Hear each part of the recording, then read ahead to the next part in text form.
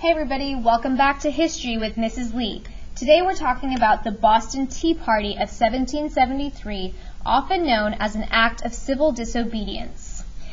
Now, oftentimes we're going to see questions about the cause and the effect of the Boston Tea Party.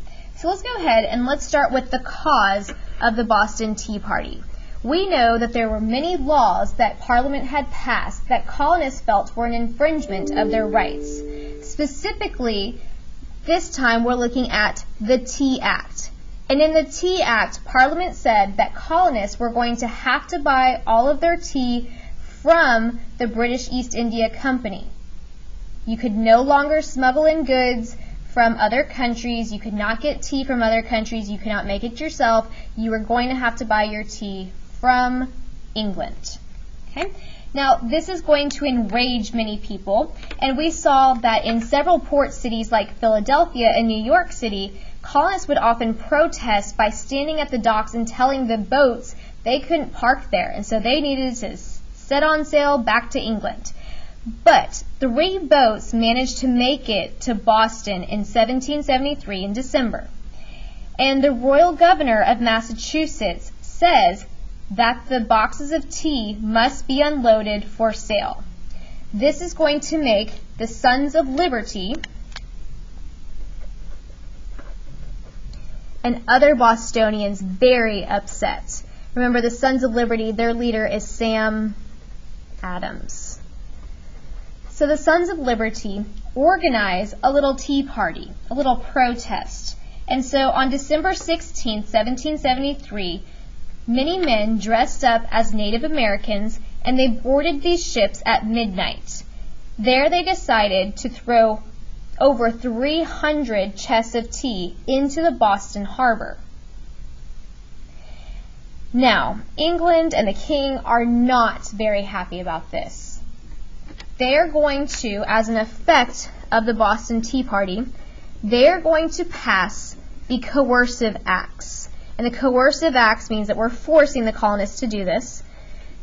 Coercive Acts are going to include a couple of things. First off, they're going to send more soldiers over to the colonies, which means if you've got soldiers in the colonies, you're going to have to follow the Quartering Act and keep them in your homes.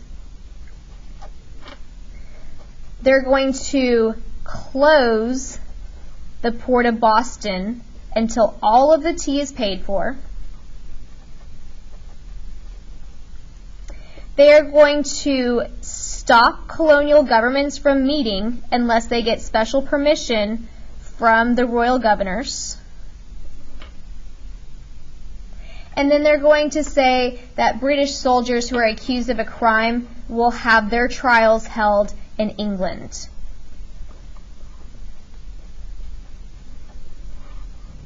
Okay.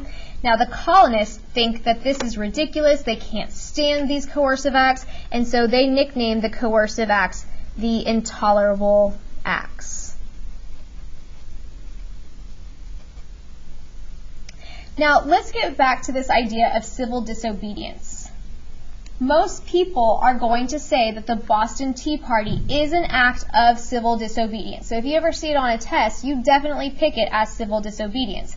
But as more and more historians are studying the Boston Tea Party and what actually goes into being considered civil disobedience, some of you guys in class were saying, well, maybe it's just a protest. Maybe it wasn't necessarily civil since they're destroying property.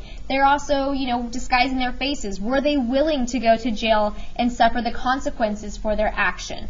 Whereas some of you said, yeah, I do think civil disobedience is going to be best portrayed by the Boston Tea Party because they were breaking laws that were morally wrong.